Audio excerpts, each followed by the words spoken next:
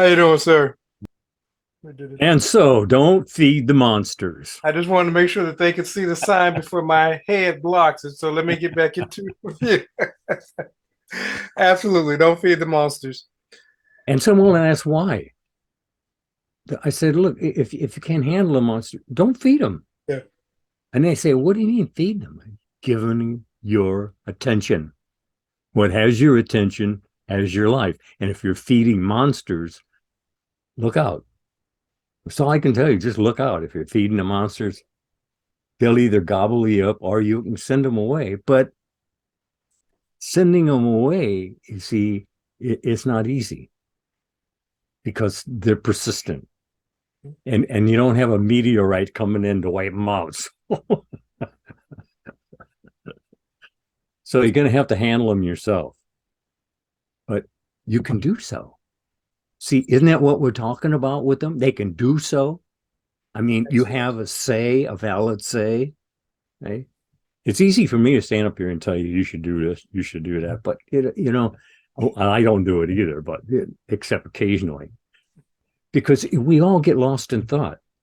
And when you're lost in thought, you're vulnerable to everything going on in your environment. Isn't that right? absolutely. And I think a lot of times we don't realize that the monsters show up because we're giving it our attention and not the world on the without. That's exactly right. What has your attention has your life. If you'll just repeat that to yourself several times a day for a while, it might sink in. And if it does, you'll be paying attention to what you're allowing yourself to think about, because thoughts are things. You understand? Positive or negative, thoughts are things, and they will be produced in your world if that's what has your attention. Is that right? Absolutely. Absolutely. I like you. I like the way you agree with me. You were just saying thoughts are things, and I think that people hear that, but they really don't understand what's being said. Everything that we look around, and you will often say this, you look around all the things on your desk, the headsets, the computers, and so forth.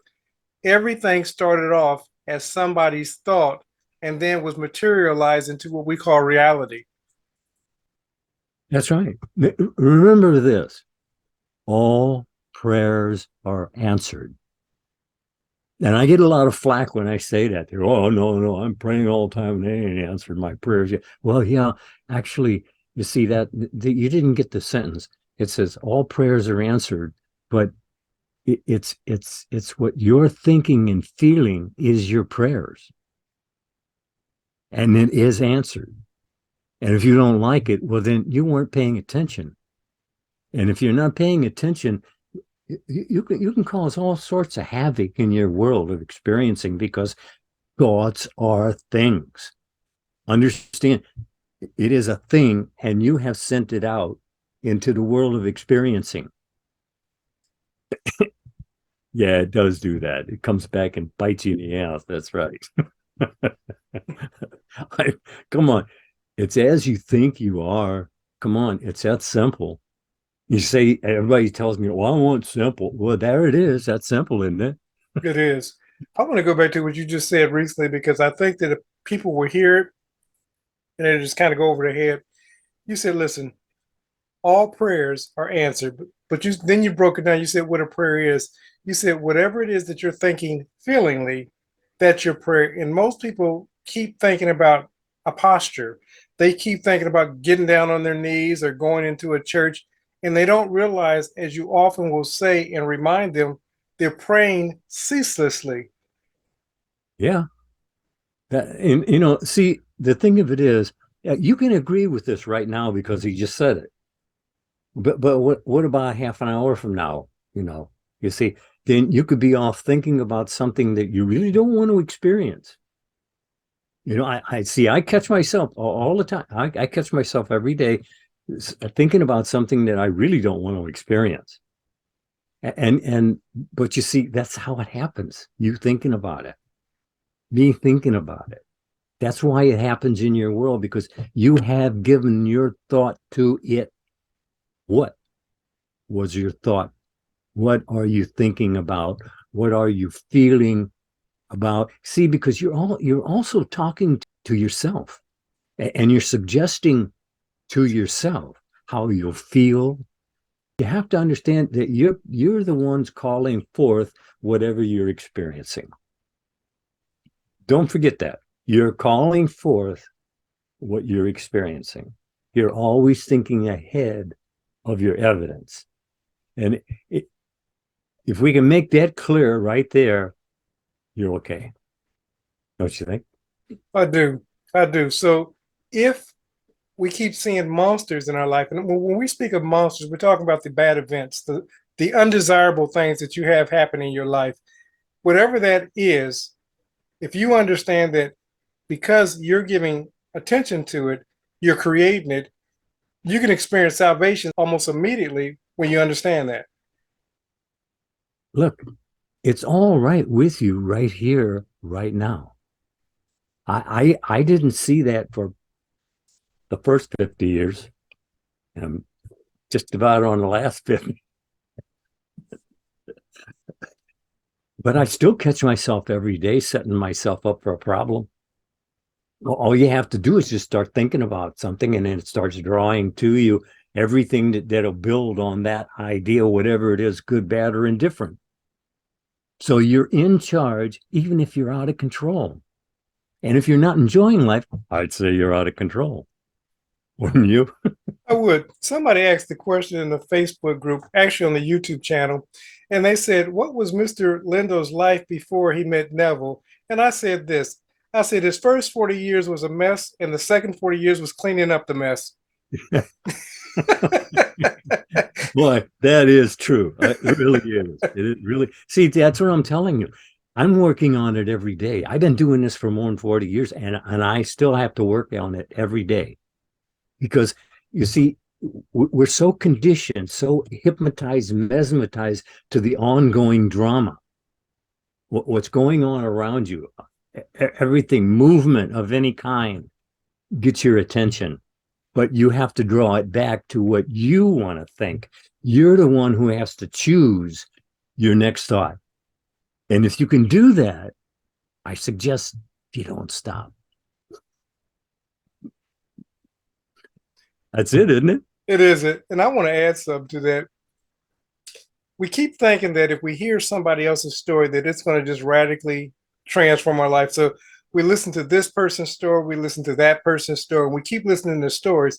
But if you listen to what Mr. Lindo's telling you, when you start making this a firsthand experience, when you start walking and living this stuff out, that's when you're going to see the results. You can listen to 100 different stories, 1,000 different stories, until you make it about your story. Nothing's going to change. That's right. Lifetime, state after state of consciousness goes on and on and on. Nothing changes until you change your thinking feelingly. And as far as healing, you know, if you're talking to your body in the right language, that is lovely and of good report. If you're talking to your body in that language, it'll take care of everything. It was made to take it. Hey, look how long it took care of you all your child life, and you didn't know nothing about the body. So it's already programmed. But you keep screwing around with it, and then you wonder why you ain't working good. Because listen, your body is listening to you. Every word. It hears every word. Oh, I don't think of it in words. It does it in feeling, you see. And if you even suggest you don't feel good, it says, oh, we don't? Really? We don't feel good? Okay. We don't feel good. You don't realize you're talking to yourself morning, noon, and night. But what are you saying? It's important that you know ahead of time so you can change it. How many times has something happened, you say, well, I wish I'd thought of that before. Yeah, well, that's when you do that sitting in the silence. I mean, why tell you to go in the closet, close the door, when you're alone, speak to your Father which is in heaven? Why would it tell you that? If you're telling, I tell that to people, well, I've done that and I've done that and I've done. Oh yeah. So you're saying you showed up and God failed you. Uh, you don't. You just get. No. What's the answer? See, we're always thinking ahead of our evidence. If you would just check on it, just move in and what was I thinking about? Do I really want to experience that? Well, if I don't, stop it. And when I say stop it, I mean don't pick it up again 5 seconds later or something. See, because I've done that. I'd say, "Well, I don't want to be thinking about that," and I push it aside, but it comes right back, and you're doing it again. And for how long? Hey, if you can control your thinking, feelingly, you can control your life. As a matter of fact, you are controlling your life with your thinking and feeling. You're doing so, whether you're aware. Oh, we're telling you that being aware is better. You get a better shot at choosing properly, don't you?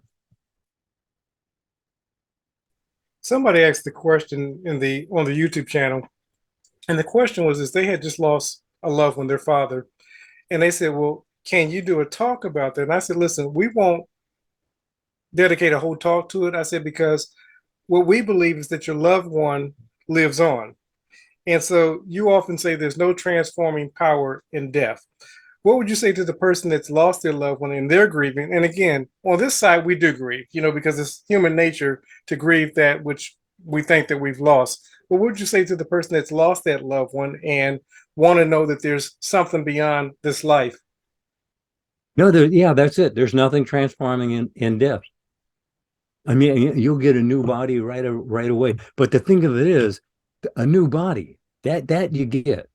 But here's the thing: your attitudes, assumptions, moods, your general feeling, that all goes right with you. You see, nothing changes until you change your mind and change your world in your world of thinking. It is always up to the moment as you think you are. So if you want changes, all you have to do is just sit and plan them.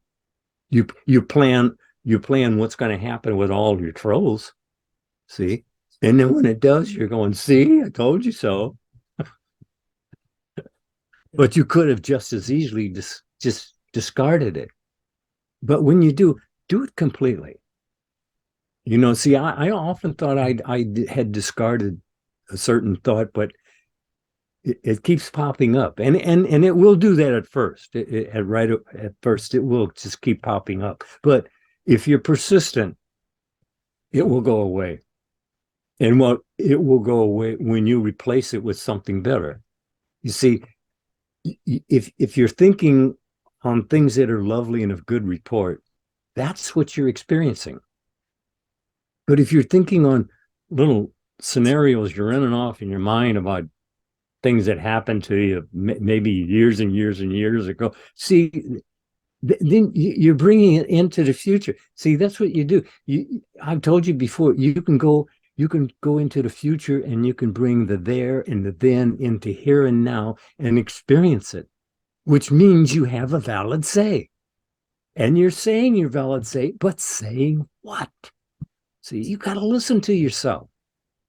I'm not just verbally, I mean, but in the thinking, because you're still suggesting to yourself. And I'll tell you, a subconscious suggestion is much stronger even than your mouthing off. When you say, Absolutely. You said something, and it's very powerful, and I need to touch on it briefly. You said, listen, you can go into the future and bring the here, the then into the here and the now. But you also suggested that you can also keep bringing and reliving your past. So, as we say that the only moment is now, the question is, what are you creating in your now? Is that correct? what are you creating? I mean, you're thinking feelingly all the time. Look at your world. Look at your experiencing. What would you like to change? You're given to change it. You're told, change your mind, change your world. And when do you do it? This day. See, That's that they're always putting it off to late. See, that'll be tomorrow or the next. But no, it's today. What are you doing today? What are you thinking today? What are you planning today? What are you expecting today? You see, because that's what your day will be, what you're expecting. And when someone gets up in the morning and goes, oh, another day, but, oh, there you are.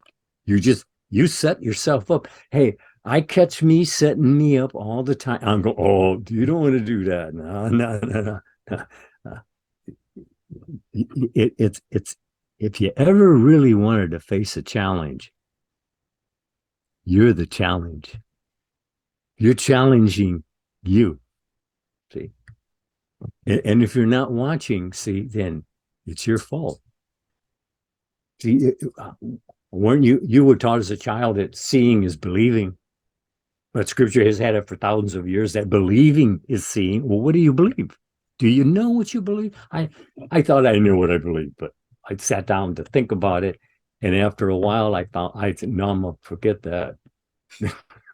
it wasn't something I could agree with, so I was just gonna push it off to the side. But you see,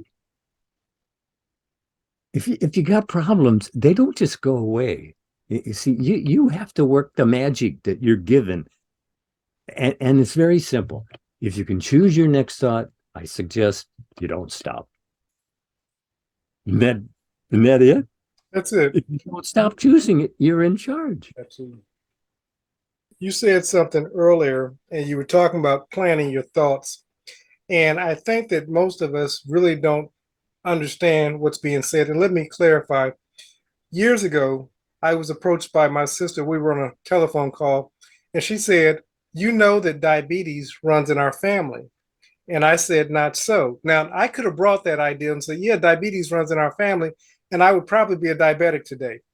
But I told her diabetes doesn't run in my family. I said it runs in your family because you have the continual mindsets and you're still practicing the same habits of someone who's diabetic. We have to be mindful of our thinking. No, go ahead. So it goes back to your point of watching your mouth, or in this case, watching your thoughts. Well, you know, you're thinking all the time. What are you paying attention to? See, whatever thought you're thinking about is drawing to it thoughts of like matter. Is that what you want to build upon? If it isn't, yeah, that's right. Stop it. You know, we're told to let go and let God. If we got problems that we can't handle, I mean, we can, but if we're not handling them, we can still turn them over to God, because it tells you very plainly, let go and let God. You see, there's nothing too hard for him. There's a lot, everything's too hard for us, but there's nothing too hard for him.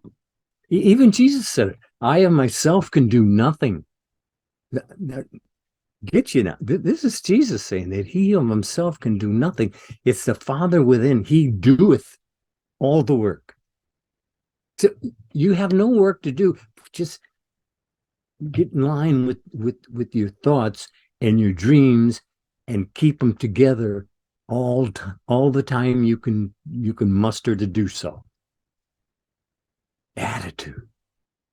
All the great minds completely agree with the fact that man is his own attitude. That's it. It's that simple. It's your own. Do you know what your attitudes are? You know, I tell you, you can sit and you can think about it, but you know, the thing of it is that I found myself getting caught up in what I was getting rid of. See, you can easily do that. This is what I'm going to get rid of, and then you start thinking about it, and the next thing you know, you're carried away with it. So you have to be in control to control what you're thinking. Mindsets operate automatically. When you make a mindset and then you don't change it, then you suffer that mindset as long as you're here. and if you're still holding it, when you go, you take it with you. That's really something to think about, isn't it? that if you have a problem here, you're going to take it with you. It is. It is. And so that's the importance, again, of clearing and letting stuff go. You said something a moment ago. You said sometimes the stuff that I'm getting rid of, I start having attachments to those things, and only thing I have is more problems. And that's most of us. A lot of times we're trying to get rid of something, but then that thing that we're trying to get rid of gets all of our attention. That's right.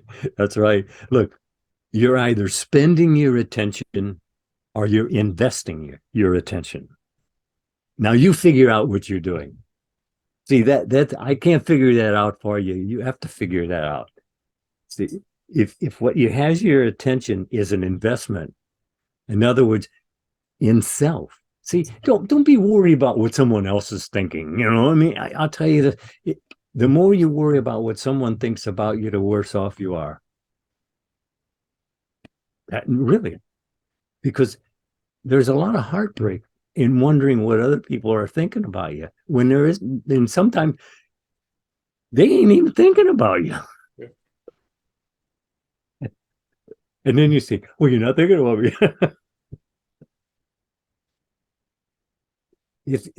If you really want a challenge in life, I see people really challenging themselves physically. But if you really want a challenge in life, just listen to your own self-talk. I mean, right there, if you don't see the challenge you got right in front of you, right there, right out of your own mouth, because remember, every word is taken into culmination to make up your life.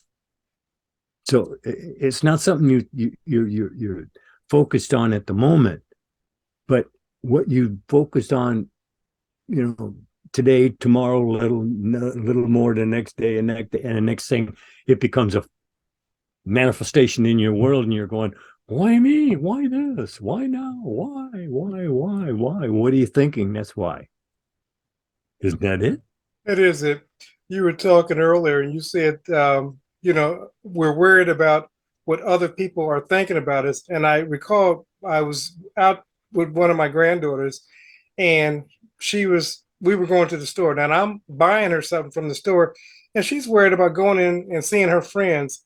And I told her, I said, they're not thinking about you. I said, they're in the store doing what it is that they're doing. I said, most people are too worried about themselves to be thinking about you. And that's even with us as adults. We think that other people are worried about us or thinking about us. And most of the time, that's just not the case because they're too busy worried about their own lives. But then again, worrying about what? Yeah. See, that's it. They're just as tied up in their own mind Absolutely. as you are in yours. Absolutely. And see, that was my problem, was double-mindedness. Single-mindedness gets you all to stroll through. But it's difficult to be simple-minded in a complicated world because you're told to be in the world, but not of the world. And that there's speaking of the world mind, but it's as you think you are. Now that's one statement, one sentence right there. As you think you are. So isn't it telling you to watch what you're thinking? Especially if you're looking at your life and it's not what you want. Absolutely. If you're unhappy about it, well, you're thinking in an unhappy lane. Move over to the next lane. You see, check your mirrors first, but over to the next lane. That's it.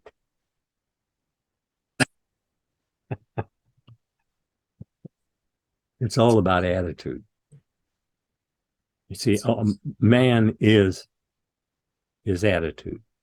And people say, well, everything you're really talking about is kind of general. Yeah, on purpose, because it covers every department of your life. Nothing's left out. Nothing's overlooked. Not even by you. But what is your attention on when you're looking at the negatives in your life or the positives in your life? Are you looking at the positives in your life as you don't have them? Well, then that spells unhappiness. If you don't have what's making you happy, then you must be having enough of what is making you unhappy. Yeah, I know. Sometimes I get carried away when I talk like that. But it's that's just me. I tried to correct it, but stubborn. See, I still have a stubborn streak too. I really do. But I have overcome it when it's necessary. But if it's not necessary, then I kind of keep it. Kind of fills in the gaps, I guess.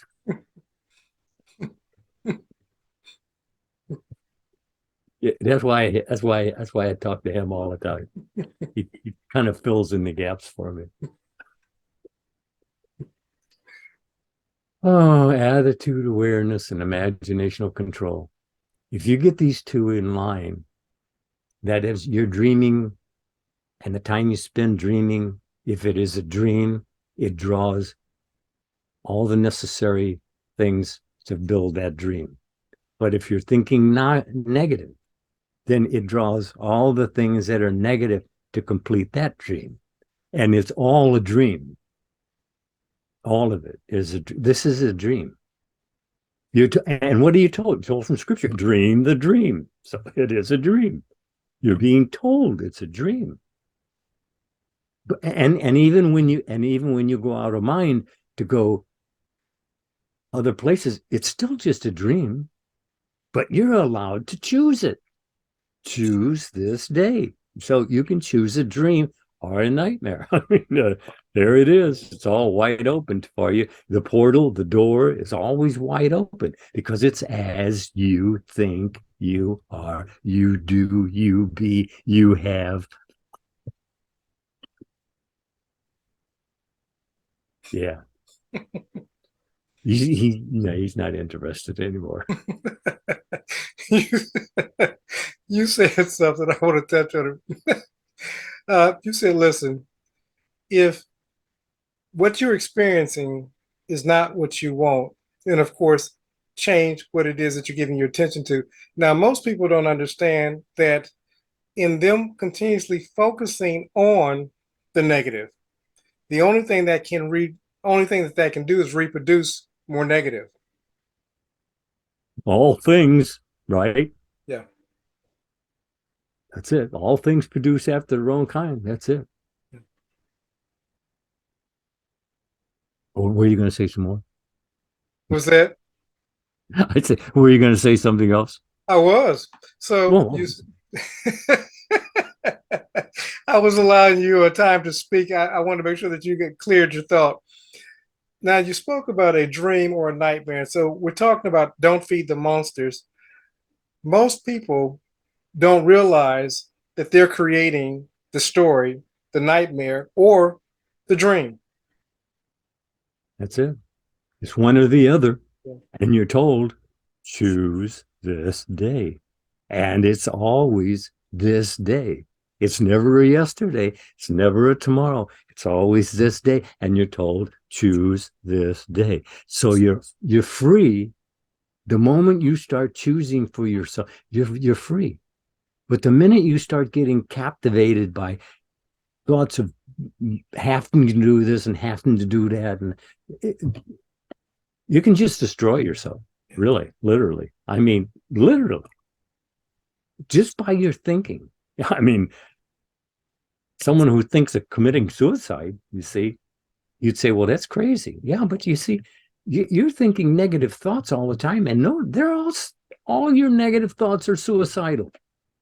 They really are. You're damming up the flow of everything in your body when you feel down and out or depressed. You're damming everything up, and it's not working correctly, and then you're not feeling good. And then when you say you're not feeling good, well, that just threw another log on the fire. Yeah, absolutely. It's as you think you are. Now, if you don't remember or don't take anything away from here, but that as you think you are, you do, you have, you be. And that's what scripture is telling you. Be it. Your ideal, your dream, your mission, your goal. Be it. and don't stop being it, because when you stop being it, you stop unbeing it. So watch yourself.